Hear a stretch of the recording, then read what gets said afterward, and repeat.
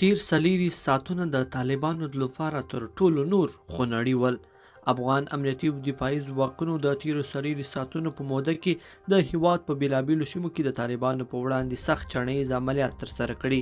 له یادې ډلې سره مخامخ جګړې او پر دوی هوایي بریدونه ترسره کړي چې په پایله کې 344 تنو طالبانو ته مرګ ژوبله اوښتې ده.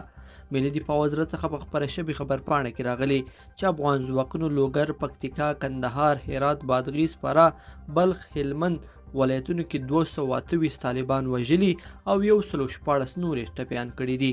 د سرچینې په خبره دغه راز په یاده موده کې د طالبانو له لوري ایښودل شوي 13 کړۍ ماینونه هم د افغان ځواکونو د انجنیري څانګې مسؤلینو له لوري له منځه وړل شوي دي.